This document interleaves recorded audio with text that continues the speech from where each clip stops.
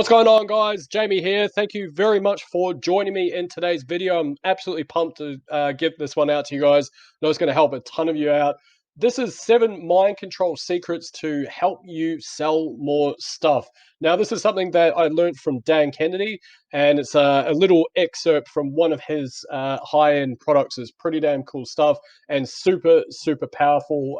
If you start incorporating it into your copy, you're going to see a spike in the way that people resonate with your copy as you go through this. So, having said that, if this is the first time on the channel, I'd like to say a very warm welcome to you. My name is Jamie.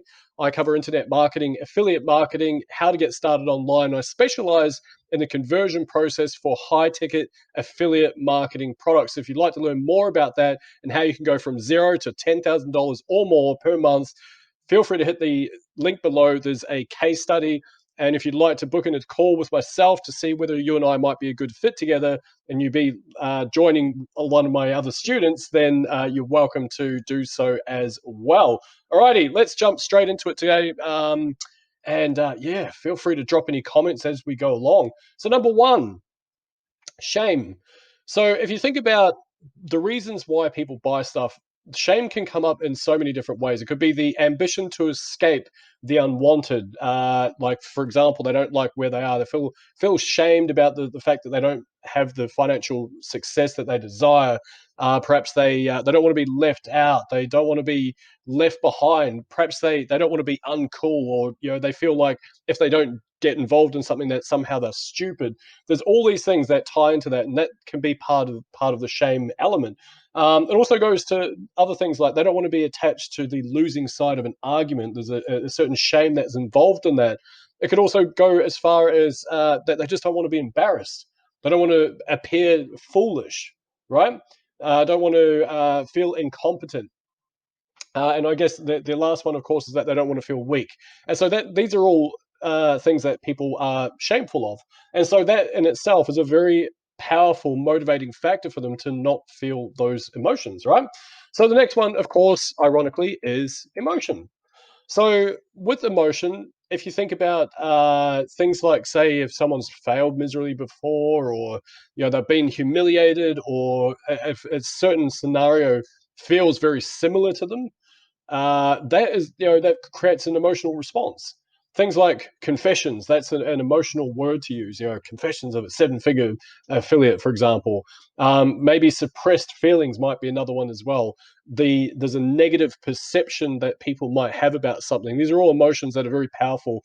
And when you start incorporating these types of questions and types of things into your copy, especially regarding things like the negative perception of things, or bringing up the fact that people have failed, or they've been embarrassed by things, whatever. These help elicit those types of responses. We want to bring the discomfort to the surface with people, and that's how you do it, through the emotion of things. People often feel a sense of resentment or anger, or even so far as rage. Now, if you think about, for example, going through and perhaps having a look at like gurus. They drive around their Lamborghinis and their private jets, and are living the lifestyle that you're not, and you feel a sense of resentment towards those people. Or perhaps you've been scammed before, and you've got these things like people are siphoning money out of your wallet where you're stuck, working this horrible job, things like that. So these are all things, and again, it ties into point number two, is that they're very, very powerful emotions. Like when you feel angry, it's very hard to feel anything else. It reminds me of The Simpsons. There's a famous scene there where Ralph was both happy and angry at the same time, and I thought it was such an interesting dichotomy to feel both of those emotions at the same time. It's always stuck in my head. But if you think about that, you can't kind of really be happy and angry at the same time. It's a strange dichotomy, like I say. But like I mentioned, the anger side of it and the resentment side of it is incredibly powerful. And if you can start basically going into your copy and kind of implying like, listen, I'm one of you guys, I've been scammed as well, and here's what they don't tell you, the gurus and all that sort of stuff, that creates an us and them type mentality. And again, like I say, it can trigger those resentment type feelings, which is really, really powerful.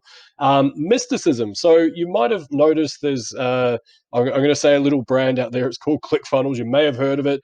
And pretty much everything on ClickFunnels is secrets, right? .com secrets and traffic secrets, and I don't know whatever else they've got, right? But that's a prime example of it there. So another examples would be things like secret societies, things like conspiracies. That's a big one. It creates a sense of mysticism. People are like, oh well, they might not believe like the conspiracy theories, but it still creates an intrigue nonetheless. It could be things like secrets being withheld. Like, if you kind of plant yourself as being a guru, then of course you kind of imply purely by your guru status that you know something that the audience doesn't. But the truth is, none of that does exist, by the way. It's like that there's no sort of secret traffic source, no secret funnel that works better than another one. It all comes down to your testing more often than not, once you've got a core understanding of a few principles. So, anyway, I've just divulged all the secrets right there. You have a look at things like what they don't want you to know. You know what those Wall Street fat cats don't want you to know. It's another Simpsons thing there. All right, so revenge. So this could be things like, and it comes back to the resentment thing as well. You felt underestimated, or these types of things are not for the likes of you. Things like that. You felt disrespected, or you've been doubted before, you're skeptical about something, you've looked down upon, or you've been put down on numerous occasions. And so all these things have that kind of, like, I guess subconsciously, at least for a lot of us, that thing of like, oh, well, screw you, man. That's how dare you do that? I'm no second class citizen, man. How dare you do that? And so, of course, if you can play into that by, I guess, putting that into your copy, then of course people are going to have those same emotional responses as well. Right. So another one is fear and insecurity. Now, there's so many things that fear is accounted for, but to give you a couple of examples, things like fear of the future. They don't, people don't know what's going to happen next, and that scares the crap out of them. There's fear of change because sometimes people say that they're uncomfortable or that they don't like their life and all that sort of stuff. But the reality is that the idea of changing, that's scary. That's so, they have to go out of their little bubble, they have to go out of their comfort zone. That's really scary. There's also fear of loss. So, they don't want to miss out on a bargain. This is a prime example. You see it in retail all the time. Sale closing this weekend, get in now, save 50% off our $2 item, whatever it is, right? Fear of harm. Of course, this is a natural one for us. We don't want to be harmed by anything. And so, of course, we're going to have a certain sense of fear about that. Yeah. You also got the fear of regret. You don't want to regret things, right? You don't want to miss out on bargains. You don't want to, have some sort of regret from your earlier life.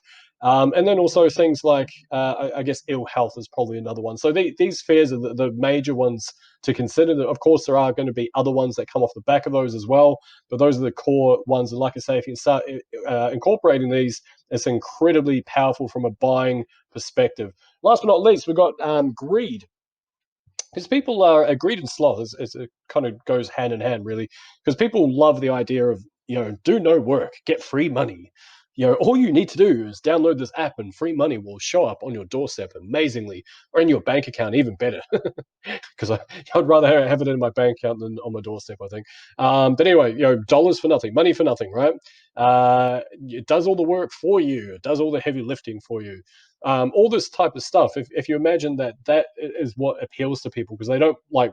If you look at us as human beings and you say, what's your dream life? And a lot of the time, I'm not going to say all the time, but a lot of the time it's like, oh, well, I'd love to not be working. That's number one, which then implies, I guess, time freedom and financial freedom. And then the other part of that is often, well, I'd be kicking back on a beach somewhere and, have sipping mojitos and getting my foot rubbed by whatever, right? And so a lot of the time when you ask people these things, that's what it's tied up into. And so why that's so powerful is then that means that it's such a huge part of our kind of lifestyle to not want to work, right? Not to go do relaxing things. So of course, if you can start implying the ease of which something can be done in your copy, people are going to resonate with that. They are going to go, oh well, yeah, seems easy. I can make that happen. Make $500 and less time per day than it takes to change your socks or whatever. All that sort of stuff. If you can click a mouse, you can do this thing that I'm telling you. It's going to be amazing. So anyway, those are the top 7 things. Now, I'm sure there's a whole bunch of other ones off the back of that, but those are the top 7. If you can start trying to incorporate some of those into your copy, you'll be absolutely amazed at what can come off the back of that. Because, like I say, these are the things that causes people to do stuff. These are the things that gets their emotions up. It's the thing that is going to help drive them forward. And if you can start putting that into your copy, like I say, you're going to achieve some pretty cool stuff. Anyway, hopefully you guys got some value out of that. My name is Jamie. I really appreciate you tuning in. If you did want to check out that free case study, please feel free to do so. Click that link below. And like I say, you can go from 0 to 10K per month using nothing more than your social media profile and a product and service that you really believe in. Super easy, right? Anyway, thank you very much, guys. I will see you in the next one. Cheers.